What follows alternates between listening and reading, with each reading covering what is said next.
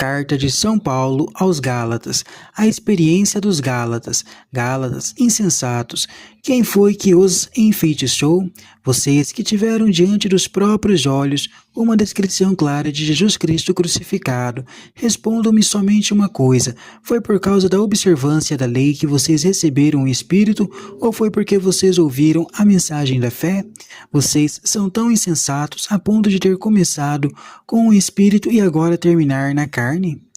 Foi em vão que fizeram tantas experiências? Se é que foi em vão, aquele que dá a vocês o Espírito e realiza milagres entre vocês, será que ele o faz por causa da observância da lei, ou é porque vocês ouviram a mensagem da fé? Os verdadeiros filhos de Abraão. Foi assim que Abraão teve fé em Deus, e isso lhe foi acreditado como justiça. Saibam, portanto, que somente aqueles que têm fé são filhos de Abraão. É por isso que as Escrituras, prevendo que Deus tornaria justos os pagãos através da fé, predisse a Abraão esta boa notícia: todas as nações serão abençoadas em você.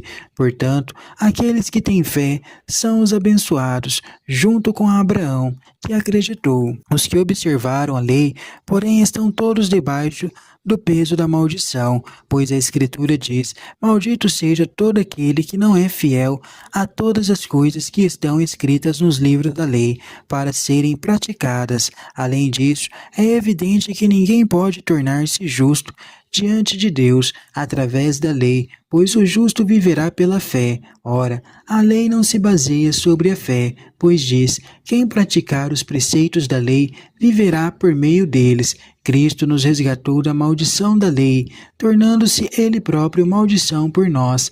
Como diz a Escritura: maldito seja todo aquele que for suspenso no madeiro. Isso aconteceu para que em Jesus Cristo a bênção de Abraão se estendesse aos pagãos e para que nós recebêssemos pela fé o Espírito prometido, a promessa e a lei.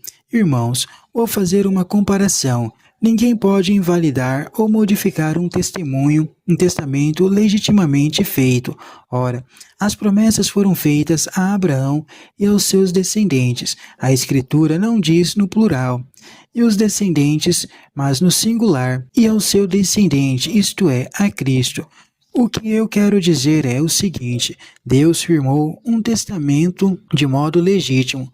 A lei, que veio 430 anos mais tarde, não pode invalidar esse testamento, anulando assim a promessa. De fato, se é através da lei que se recebe a herança, já não é mediante a promessa. Ora, foi por meio de uma promessa que Deus concedeu sua graça a Abraão. O papel da lei. Então, por que é que foi dada a lei?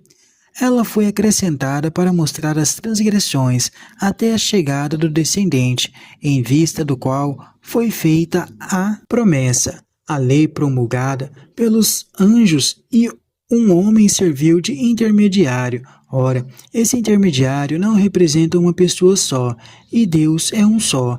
Então, a lei estará contra as promessas de Deus? Claro que não. Se tivesse sido dada uma lei capaz de comunicar a vida, então sim, realmente a justiça viria da lei. A Escritura, porém, colocou tudo sob o domínio do pecado, a fim de que a promessa fosse concedida aos que acreditam e mediante a fé em Jesus Cristo. Antes que chegasse a fé, a lei tomava conta de nós, à espera da fé que devia ser revelada. A lei, portanto, é para nós como um pedagogo que nos conduziu a Cristo, para que nós tornássemos justos mediante a fé. A chegada da fé. Chegada a fé.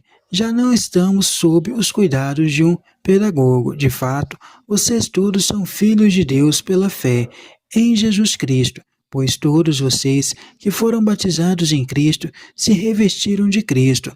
Não há mais diferença entre judeu e grego, entre escravos e homem livre, entre homem e mulher, pois todos vocês são um só em Jesus Cristo.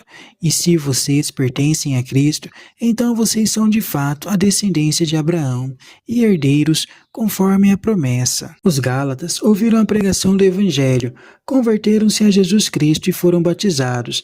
A partir da fé, puderam experimentar na sua vida o dom do Espírito, testamento que reúne os homens e os faz colaborar entre si para o crescimento de todos. Até esse momento, os Gálatas não conheciam a lei judaica. Para que serve agora circuncidar-se e observar tal lei?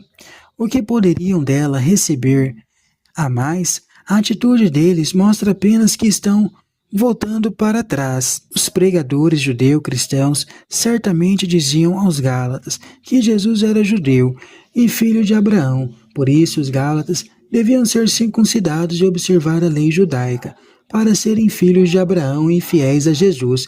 Contudo, Paulo salienta que, desde Abraão, a fé nas promessas é que dá a vida. Quem tem fé se torna filho e herdeiro de Abraão. Quanto à lei, ao invés de tornar justo o homem, ela traz a maldição para os que não cumprem. A Cristo se dirigia à promessa, submetendo-se à maldição da lei pela morte na cruz. Ele resgatou-nos pela fé e estendeu a todos os povos a bênção prometida a Abraão. O testamento ou a aliança de Deus, no qual estão contidas as promessas feitas a Abraão e ao seu descendente, não pode ser anulado pela lei, pois esta veio depois das promessas. Os descendentes, de que fala a Escritura, é uma só pessoa, e para Paulo, essa pessoa só pode ser Cristo.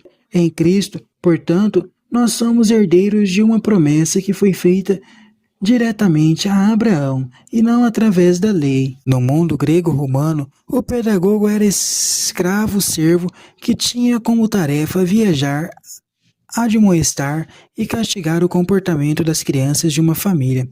Esse foi o papel da lei, mostrar a incapacidade do homem de salvar-se, dar-lhe consciência de seus pecados e mantê-lo na expectativa da realização da promessa, a fim de ser libertado da própria lei.